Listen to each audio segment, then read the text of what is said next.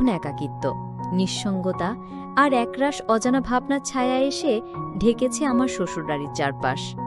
আমি জানতাম না বিয়ের অল্প কিছুদিন পরেই আমার স্বামী বিদেশ চলে যাবে। জানলে হয়তো আমি এই বিয়েটা করতাম না, কারণ এই বাড়িতে শ্বশুর শাশুড়ি কেউ নেই, নেই কোনো আত্মীয় স্বজনের আনাগোনা, কেবল আমি আর ঘরের দেয়ালে ঝুলে থাকা কিছু প্রেমের হাসি। স্বামী যখন জানালো সে বিদেশ যাবে এবং আমায় একা রেখে যাবে এই নির্জন বাড়িতে, তখন আমার খুব ভয় হয়েছিল। আমি তাকে বলেছিলাম, ছোটখাটো একটা ব্যবসা শুরু করো, তুমি যদি আমার পাশে না থাকো তাহলে এই বাড়িতে তো আর কেউ নেই, কিভাবে থাকব?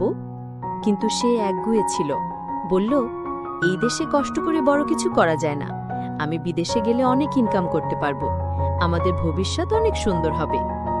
আমি চুপ করে গিয়েছিলাম, তবে তার চোখে ছিল কিছুটা আক্ষেপ আর কিছুটা স্বপ্ন।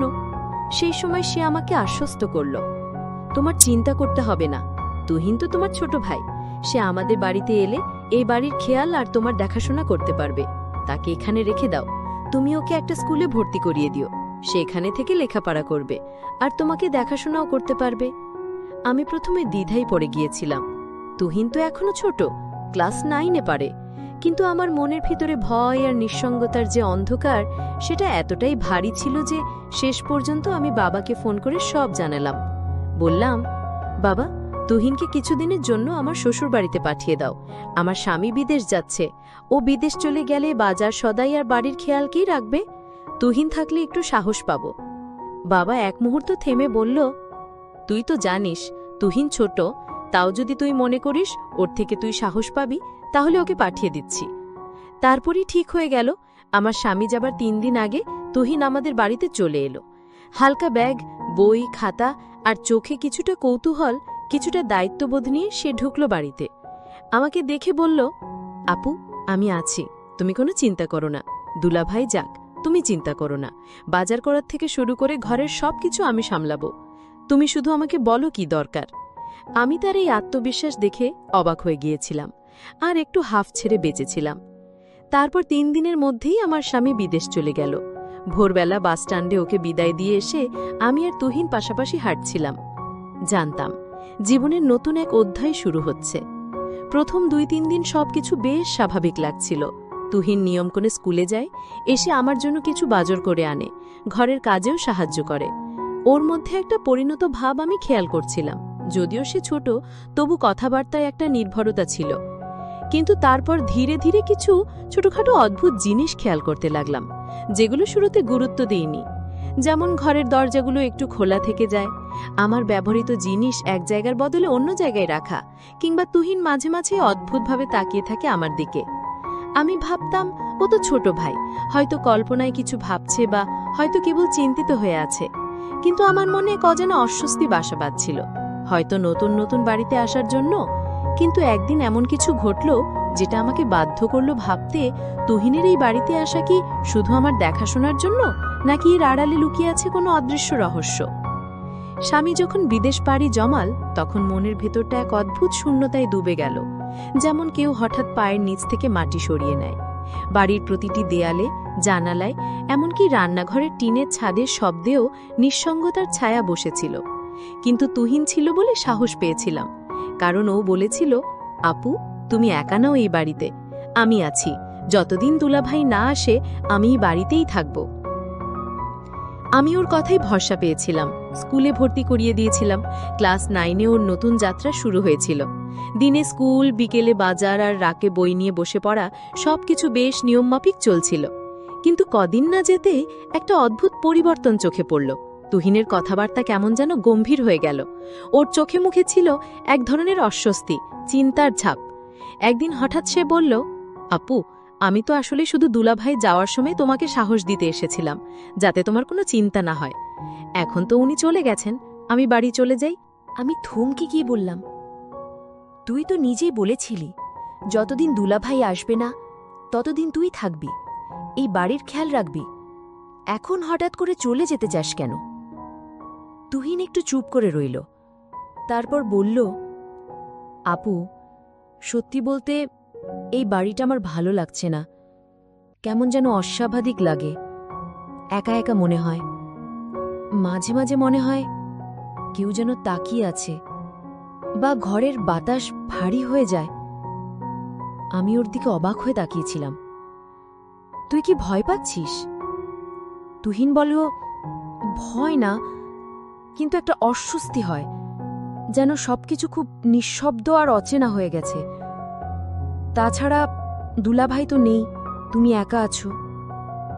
আমি তাকে বললাম, দেখ তুহিন, আমি তোকে বলেছি তুই থাক, আর তুই থাকলে আমার ভালো হয়। তুই যদি এই বাড়িতে না থাকিস, তাহলে এই বাড়ির দেখাশোনা কে রাখবে? তুহিন খানিকক্ষণ চুপ থেকে বলল, আপু, আমি থাকব, তবে আমার একটা কথা রাখতে হবে। আমি হেসে বললাম, বল, কি চাই? ওর মুখটা হঠাৎ গম্ভীর হয়ে গেল। বলল, তুমি সেটা আমাকে কখনো দেবে না। আমি অবাক হয়ে বললাম, তুই চাইবি আর আমি না দেব? এটা কি হয়? সে বলল, তাহলে শোনো, আমি এখনই বলবো না, পরে বলবো। আমি হেসে বললাম, আচ্ছা, পরে বলিস। এরপর কিছুদিন সবকিছু স্বাভাবিক মনে হচ্ছিল, কিন্তু আমি মনে মনে ভাবছিলাম টুইন কিছু একটা মনে লুকিয়ে রেখেছে। মাঝে মাঝে রাতে আমি রান্নাঘরে পানি নিতে যাই, দেখি সে জেগে বসে আছে। আবার কখনো দেখি জানালার পাশে দাঁড়িয়ে বাইরে তাকিয়ে আছে, যদিও বাইরে তেমন কিছুই নেই। একদিন আমি জানতে চাইলাম, তুই রাতে এত জাগিস কেন? তুহিন একটু চমকে গিয়ে বলল, ঘুম আসছিল না আপু। আমি আর কিছু বলিনি, কিন্তু এরপর একটা দিন এলো যেদিনও আমার মুখোমুখি হয়ে বসল এবং বলল, আপু, তুমি বলেছিলে আমার কথা রাখবে, তাই না? আমি বললাম, হ্যাঁ, বল। ও বলল, আগে প্রথমে কথা দাও, রাগ করবে না। আমি একটু অবাক হয়েও বললাম, আচ্ছা, রাগ করব না। তখনও বলল, তুমি দুলাভাইকে অনেক ভালোবাসো, তাই না? প্রশ্নটা শুনে আমি একটু থমকে গেলাম। তারপর বললাম, হ্যাঁ, স্বামীকে তো ভালোবাসকেই হয়। তুহিন মাথা নিচু করে বলল, আমি জানি তুমি আমাকে সবসময় একজন আপনজনের মতোই দেখো, কিন্তু আমি একাই এই বাড়িতে থাকতে থাকতে অনেক বিষয় নিয়ে দ্বিধায় পড়ে গেছি, যেগুলো হয়তো ঠিক না, কিন্তু আমি চাইলেও ধারণা থেকে নিজেকে সরাতে পারছি না। আমি গম্ভীরভাবে বললাম, তুই এখনই নিজেকে সামলে নে, তুই তো আমার ছোট ভাইয়ের মতো, আমাদের সম্পর্ক পবিত্র, তুই তো আমাকে ভুলভাবে ভাবতে পারিস না। তুহিন মাথা নিচু করে চোখ মুছল, বলল, আমি চেষ্টা করছি নিজেকে সামলাতে। মাঝে মাঝে দুলাভাইয়ের ঘরটা দেখে খুব শূন্য লাগে। আমি ওর পাশে বসে বললাম, দেখ তুহিন, আমাদের সম্পর্ক যেন সবসময় বিশ্বাস আর সম্মানের থাকে, এটাই সবচেয়ে জরুরি। সেদিন রাতটা সে নিজের ঘরে একা কাটালো। পরদিন আমি দেখলাম সে খুব নীরব হয়ে গেছে, স্কুলে গেলেও চুপচাপ, আমার সাথেও কম কথা বলে। বুঝতে পারছিলাম ওর মধ্যে একটা মানসিক দ্বন্দ্ব চলছে, কিন্তু আমি বুঝতে পারছিলাম না তার মানসিকতা কি। তবে একদিন হঠাৎ সে আমার সামনে একটা পুরনো চিঠি নিয়ে এলো। বলল, আপু, এই চিঠিটা আমি তোমার আলমারির নিচে পেয়েছি। আমি অবাক হয়ে চিঠিটা খুললাম। সেটা আমার শ্বশুরের লেখা, যেখানে লেখা ছিল, এই বাড়িতে একটি পুরনো অভিশাপ আছে, যা প্রতি পুরুষ প্রজন্মে ফিরে আসে। এই ঘরের কেউ দীর্ঘদিন একা থাকতে পারে না। কিছু অদ্ভুত ঘটনা ঘটতে থাকে, যা মানুষকে মানসিকভাবে দুর্বল করে ফেলে। আমি চিঠিটা পড়ে কেঁপে উঠলাম। তুহিন বলল, আপু, আমি হয়তো তাই আজকাল অস্বাভাবিকভাবে ভাবছি। এসব হয়তো আমার নিজের ইচ্ছা নয়, বরং এই পরিবেশের প্রভাব। তখন আমি ওকে বললাম, তুই দোয়া পড়বি, মন শক্ত রাখবি, আমি তোকে কখনো একা ছেড়ে দিতে পারি না। সেই মুহূর্তে ভাবলাম, তুহিনের কথার পেছনে হয়তো শুধু মানসিক দ্বন্দ্ব নয়, এই বাড়ির এক গভীর রহস্য জড়িত। সেদিন সন্ধেবেলায় স্কুল থেকে ফিরে তুহিন সরাসরি নিজের ঘরে চলে গেল। প্রতিদিন যেমন হাসি খুশি ছিল, স্কুলের গল্প শোনাতো, সেদিন তার কিছুই ছিল না। দরজা খোলা রেখেই সে বিছানায় শুয়ে পড়েছিল। আমি তখন রান্নাঘরে নাস্তা বানাচ্ছিলাম। হঠাৎ মনে হলো, আজ যেন অদ্ভুত একটা নীরবতা পুরো বাড়ি জুড়ে, কেমন যেন থমথমে। আমি ওর ঘরের দরজায় দাঁড়িয়ে বললাম, তুহিন, কিরে, আজকে এত চুপচাপ কেন? শরীর খারাপ লাগছে? তুহিন চোখ বন্ধ করে হালকা স্বরে বলল, হ্যাঁ আপু, শরীরটা খুব খারাপ লাগছে, বিশেষ করে মাথাটা ভয়ানক ব্যথা করছে। আমি বললাম, চিন্তা করিস না, আমি তো আছি, একটু মাথায় মালিশ করে দিই, ওষুধ দিই, সব ঠিক হয়ে যাবে। ও কিছু বলেনি, চোখ বন্ধ রেখেই কেমন যেন স্থির হয়ে রইল। আমি আলমারি থেকে মাথা ব্যথার ওষুধ বের করে এনে এক গ্লাস পানি দিলাম। তুহিন না বলে সেটা খেয়ে নিল। আমি বুঝতে পারলাম ওর সঙ্গে কোনো মানসিক চাপও লুকিয়ে আছে, ওর মনের ভিতরে কিছু চলছে।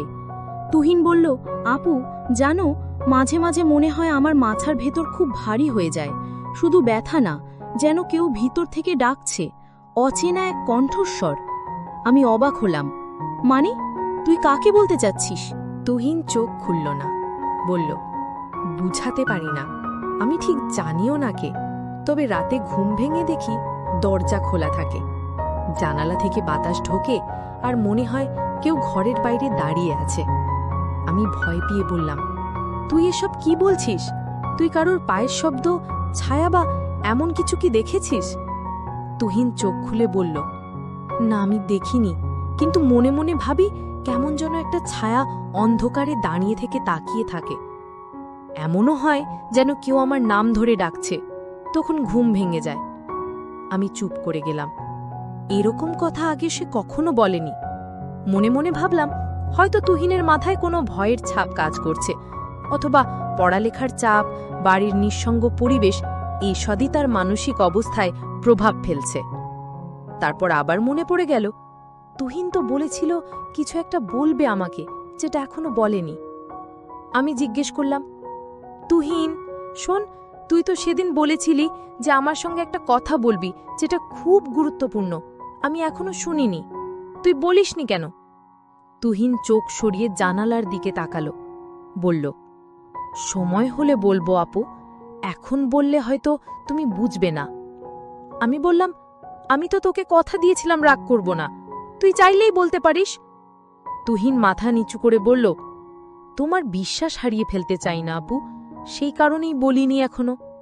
আমি বুঝে গেলাম, তুহিনের মনে কিছু চলছে, হয়তো নিজের ভাবনা, মানসিক দ্বন্দ্ব বা অতীতের কিছু ঘটনা, যেটা সে বলতে চায় কিন্তু ভয় পাচ্ছে। আমি তখন আর জোর করলাম না, বললাম, আচ্ছা সময় হলে বলিস, তবে নিজের মধ্যে পুষে রাখিস না, কষ্ট হয় তোর, সেটা আমিও বুঝি। তুহিন ধীরে ধীরে ঘুমিয়ে পড়ল। আমি ওর পাশে বসে চুপ করে ওর মুখের দিকে তাকিয়ে রইলাম। ছেলেটা বড়ই অদ্ভুত হয়ে যাচ্ছে, কিছু একটা লুকিয়ে রাখছে, অথচ সেটা তাকে কষ্ট দিচ্ছে, মানসিকভাবে ভেঙে দিচ্ছে। রাত বাড়ছিল, বাইরে হালকা বৃষ্টি শুরু হয়েছিল। আমি উঠে গিয়ে জানালাটা বন্ধ করলাম, তারপর ঘর থেকে বেরিয়ে চলে আসলাম আমার ঘরে। রাত 2টা নাগাদ হঠাৎ ঘুম ভেঙে গেল আমার। ঘরের জানালার বাইরে কুকুরের ডাকে ঘুম ভেঙেছিল। তারপর একটা চাপা শব্দ পেলাম, তুহিনের ঘর থেকে যেন কারোর কান্নার শব্দ। আমি দ্রুত উঠে গিয়ে ওর ঘরের দিকে গেলাম। দরজাটা আধা খোলা ছিল। ভিতরে গিয়ে দেখলাম তুহিন বিছানায় বসে কাঁদছে। আমি বললাম, তুহিন কি হয়েছে রে, দুঃস্বপ্ন দেখেছিস? তুহিন মাথা নিচু করে বলল, আমি ঠিক আছি আপু, একটু কষ্ট হচ্ছিল, নিজের ওপর খুব রাগ হচ্ছে। আমি ওর পাশে গিয়ে বসে বললাম, তুই একা কষ্ট পাবি না, আমি তোর বড় বোন, তোর কি হয়েছে আমাকে বল। তুহিন আমার দিকে তাকিয়ে হালকা হাসল, তবে সেই হাসিতে ব্যথা লুকিয়েছিল। সে বলল, আপুর মতো কেউ পৃথিবীতে নেই যাকে সব বলা যায়, কিন্তু সব বলা যায় না বলেই সবচেয়ে কাছের মানুষটাকেই কষ্ট দিই। আমি চুপ করে ওর কথা শুনলাম। যাই হোক, তুই তো জানিস আমি তোকে কত ভালোবাসি। আমি জানি আপু, তুই আমার মায়ের মতো, তুই আমার ভাইয়ের মতো। তুহিন চোখ বন্ধ করল, বলল, এই কথাটাই সবচেয়ে বেশি শক্তি দেয়, আবার কষ্টও দেয়। আমি তখন বুঝে গিয়েছিলাম তুহিনের মনের ভেতরে এক ধরনের দোটানা চলছে। সময় হলে সে নিজেই বলবে, কিন্তু আপাতত ওকে সাহস আর আশ্বাস দিয়ে পাশে থাকতে হবে। নিজের তুহিনের কষ্টের গভীরতা বুঝতে পেরে আমি ওর পাশে বসে আর কিছু বললাম না। আমার বিশ্বাস ও একদিন নিশ্চয়ই আমাকে সব বলবে, যখন নিজের সাহস জোগাতে পারবে। আপু, আসলে আমি তোমাকে যে কথাটি বলতে চেয়েছিলাম সেটি হলো, আমি বাড়ি থেকে চলে যেতে চাইছিলাম না। আমি বাড়ি থেকে চলে যাবার অভিনয় করছিলাম। আমি তোমাকে পরীক্ষা করেছিলাম যে তুমি আমার বড় বোন কতটা আমাকে খেয়াল রাখো। কিন্তু আপু, আমি একটা বিষয় বুঝতে পারলাম, আসলে আমি তোমাকে কোনো কথাই বলতে চাই না। এটা আসলে আমি এমনিই বলেছিলাম, দেখি তুমি কি করো। কিন্তু তুমি এটাই প্রমাণ করলে যে ভাই বোনের সম্পর্ক সারা জীবন যেন পবিত্র থাকে এবং এই সম্পর্ক যেন কোনো দিন শেষ না হয়ে যায়। আর তুমি এমনভাবে আমার দেখাশোনা করেছ, সেটা নিজের মায়ের মতো। আসলেই তুমি একজন সত্যিকারের বোন, যার কোনো তুলনা হয় না। পরদিন সকাল, সূর্যের নরম আলো ঘর ভর্তি করছিল। তুহিনা যে একটু হালকা লাগছিল, কিন্তু ওর চোখে সেই দৃষ্টির ছায়া মুছে যায়নি। ওর মধ্যে এখনো লুকানো সেই গল্প, সেই বেদনাই জানেছিল। আমি ওকে খাওয়াতে নিয়ে আসলাম। ওর প্রিয় প্যানকেক আর চায়ের কাপ হাতে দিয়েছিলাম। তুহিন ধীরে ধীরে খেতে লাগল। এভাবেই আমাদের গল্প শেষ হলো। এক ভাই বোনের অটুট বন্ধন, যেখানে ভালোবাসার বোঝাপড়াই ছিল সবচেয়ে বড় অস্ত্র। জীবনের যে কোনো ঝড়কে আমরা একসাথে মোকাবিলা করব, কারণ আমরা পরিবার। বন্ধুরা, আজকের গল্পটি এখানেই শেষ করলাম। যদি গল্পটি ভালো লাগে তাহলে অবশ্যই আমার চ্যানেলটিকে সাবস্ক্রাইব করে পাশে থাকবেন। ধন্যবাদ।